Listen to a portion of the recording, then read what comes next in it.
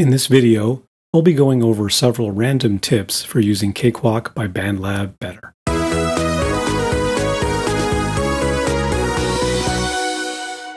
On the podcast Song Talk Radio, my co-host and I shared some of our tips for using your Digital Audio Workstation, or DAW, at home. We covered stuff like file management and how you don't need to buy every plugin in the world, but we didn't get very specific about our DAWs of choice. So this video is intended to complement the podcast. I do recommend you check out the podcast, and I've included a link in the description below. The tips I'm sharing today are mostly things I've learned after many years of using Cakewalk software since Sonar 3 through the X series and Sonar Platinum, and currently using Cakewalk by Bandlab. I use a lot of virtual instruments, MIDI, and also work with singer-songwriters recording guitars, vocals, and other instruments. While not intended for beginners, almost any user of Cakewalk by Bandlab may discover something new here. But I'm assuming you know the basics of recording in Cakewalk, like arming tracks, inserting virtual instruments, and the basics of mixing. I've left chapter markers in the description if you want to skip ahead to a specific tip. So let's dive in. Okay, the first tip, and perhaps the most important one, is to turn on autosave and versioning. Open Preferences and make sure you're looking at the advanced view. In fact, I always have the advanced view on. Under File, click Advanced. You can set it up the way you like. I prefer to have my project saved every 10 minutes or every 10 changes and keep up to 5 versions. As you can see, you have many backups saved in your project folder. Sometimes a file gets corrupted or you really mess something up that you can't undo. Cakewalk files by themselves don't take up much space, so having extra copies of your project is a no-brainer. The most recent backup is called Autosave Copy of Your Project, and the version to backups have date and time codes in their file names. To restore one of them, just add .cwp to the end of the file name. Incidentally, make sure you're showing file extensions in Windows, which is a good idea in any case. Click View, Options, View, and uncheck the option for Hide Extensions for known file types. When you're setting up your audio devices, chances are you're using the ASIO driver that came with your audio interface. The ASIO standard only allows you to use one device at a time, but the options in Cakewalk don't really show this well. If you know anything about creating forms, you usually use a drop-down menu for options where you can only pick one, and you use checkboxes for selecting multiple options from a group. In Cakewalk, we only get checkboxes.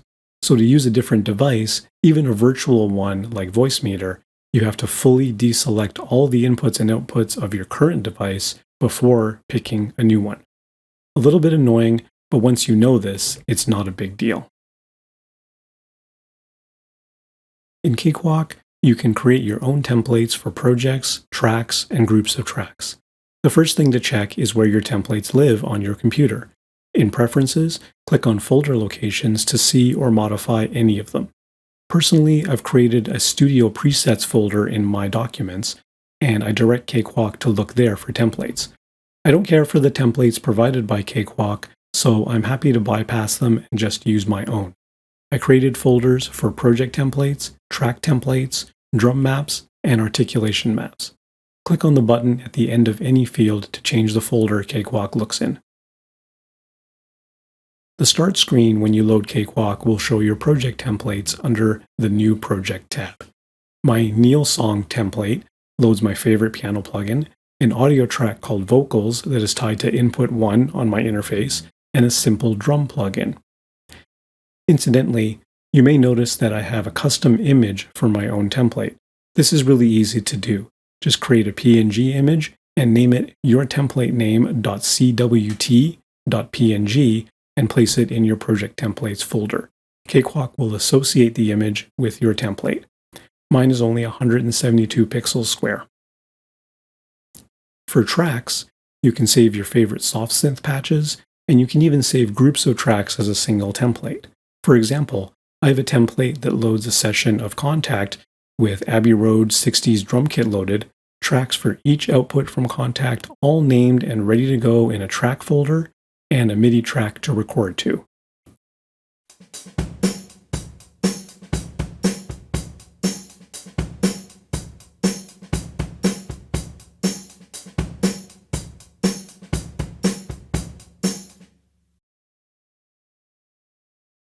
During playback, you can choose where the playhead ends when you stop.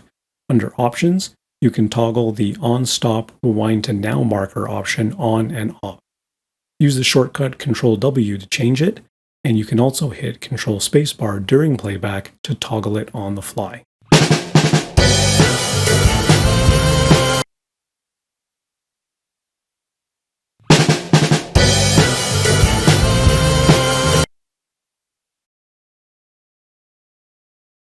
One of the greatest features of Cakewalk by Bandlab is the ProChannel. It's nice to have a channel strip baked into every track, but you can also set it up just the way you like. Once you have a set of modules you prefer, right-click on any module header and select Set Modules as default for tracks, and any new track will then have the same modules. Also remember that you can insert the FX chain as many times as you want to insert any effects that aren't a ProChannel module. Creating buses helps you organize your mix better. You can go one step further by coloring tracks to follow the bus color. Left-click on the bus color bar for a track, right-click on Default, and select Follow Bus. This also helps to ensure your routing is set up properly. I always color my master bus red, so when I insert a new track, I know immediately to route it to the correct bus.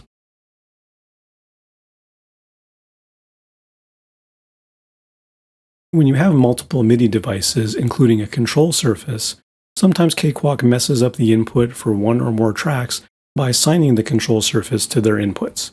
To fix this, hit Ctrl-A and select all the tracks, then hold down Ctrl and change the MIDI input of one track to All Inputs Omni or All External Inputs Omni to reset all your tracks. A side note to this is that sometimes your control surface input and output will get randomly reassigned. When this happens, you won't hear anything when you play a keyboard controller on a soft synth track, even if the input is set properly. Go into Preferences, MIDI Control Surfaces, and correct your input and output devices. Did you know that you can rename the synths as they appear in the Synth Rack? Just double-click the name and type in a more useful name. This is especially handy when you've got a few instances of the same instrument, such as Contact.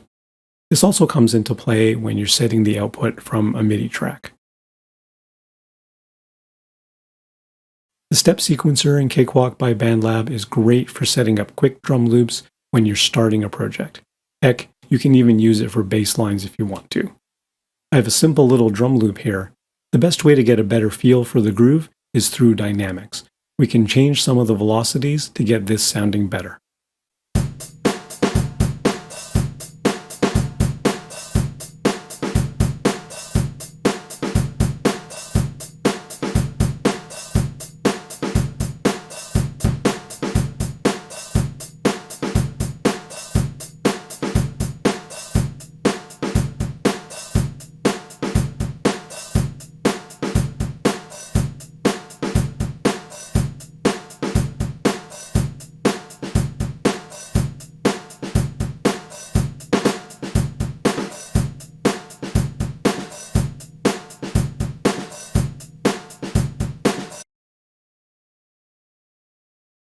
Cakewalk will save WAV files for your audio recordings. It's a good idea to name your track before you hit record. Full disclosure here, I don't really play the ukulele.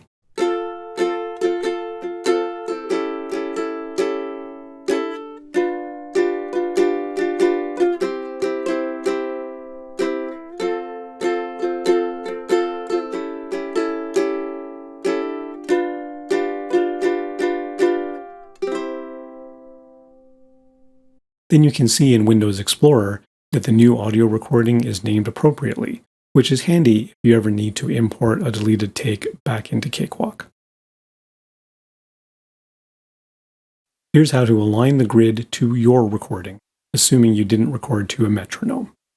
Let's go back to our ukulele recording from tip number 10. I'm going to show you two methods to realign the grid. Each method will require the same preparation steps. First, trim your recording to the first transient. You can turn off snap for this.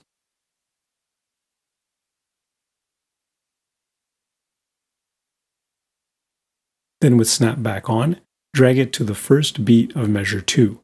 Then drag the beginning edge and bring back some of the sound before the transient.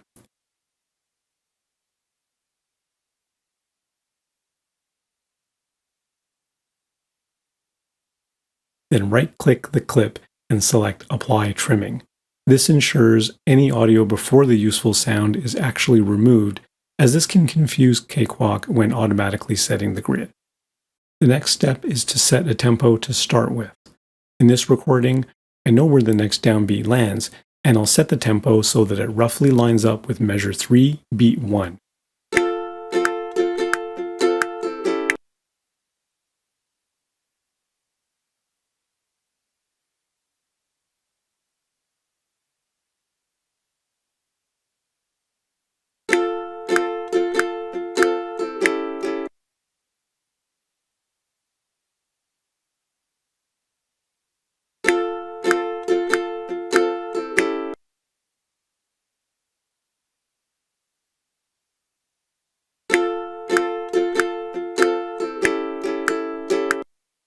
It looks like 95.5 BPM does the trick.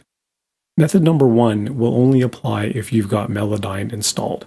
The ARA integration between Melodyne and Cakewalk means you can drag a clip above the ruler in Cakewalk, and Melodyne will make tempo changes based on the transients in your recording. Let's turn on our metronome for playback to hear how it did.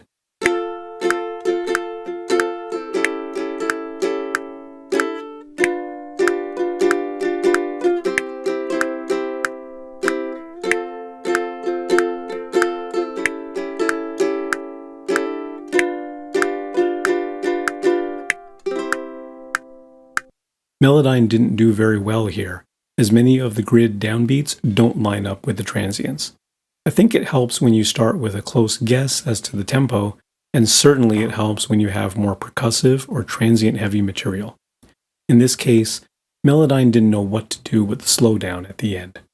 Let's undo the Melodyne grid alignment. This brings us to method number 2, to align the grid manually. This isn't as quick as Melodyne, but the results are far better as it relies on your understanding of the rhythm of the performance rather than Melodyne's algorithm. And if you don't have Melodyne, this method is certainly your best bet. Set your now time to the second downbeat transient. Then select Project, set Measure Beat at Now. This brings up a dialog box, and you input the measure number and beat for this moment. In this case, it'll be measure 3, beat 1. Repeat for the following downbeats. As you go on, Cakewalk gets better at guessing the next measure and beat number, assuming your tempo is relatively steady. You'll also notice the tempo changes in the tempo view, and the ruler will shift with every entry. I'll speed up this part of the video.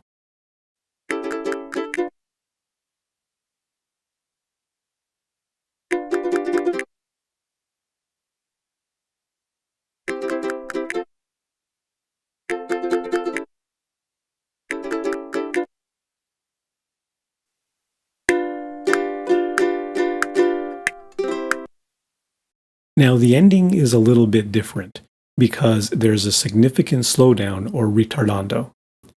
In this case, you'll want to define additional beats.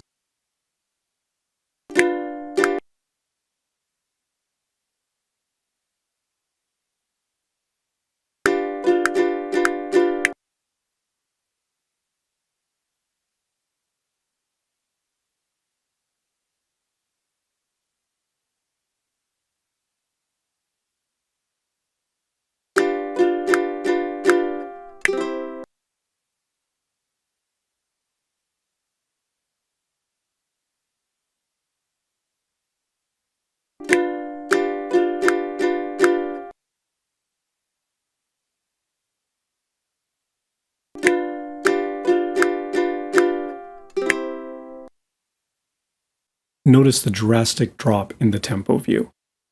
Let's play back with the metronome on and hear how we did.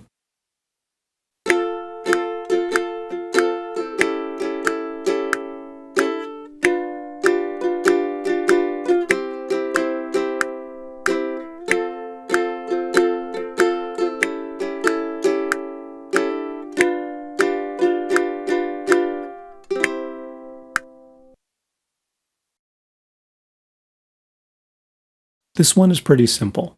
If you ever want to stretch an audio clip, hold down Shift and Control before moving the edge. Cakewalk changes the cursor icon and shows you the percentage change you're making. I showed how to use this tool to bring a rehearsal recording onto a steady tempo grid in another video. Click the link on screen to check that out.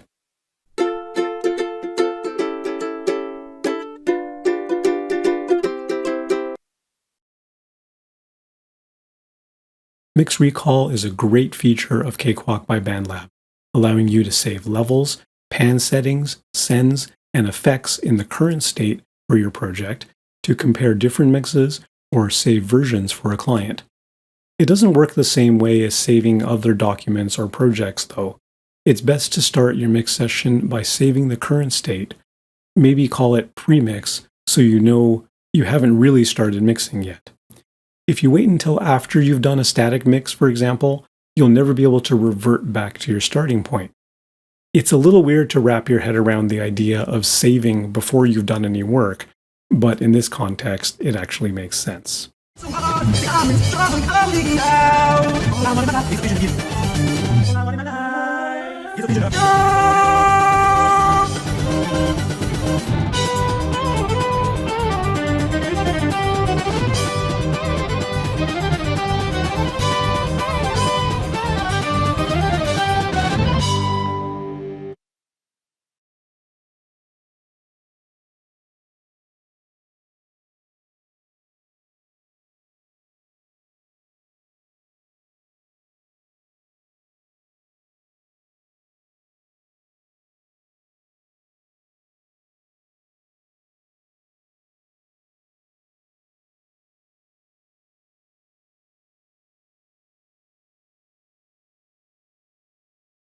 Offset mode is a little weird when you first use it, but it's pretty neat.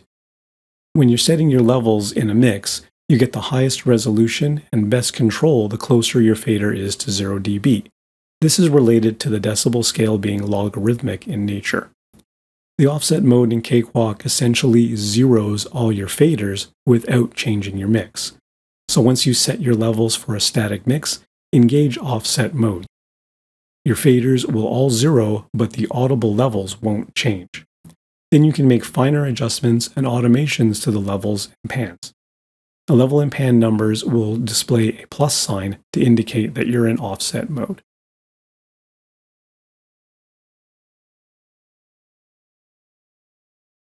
So that's all I have for this video. Please comment below if you found this useful, if you have any other tips to add, or if you'd like me to do a video on a certain topic. Take care and see you next time.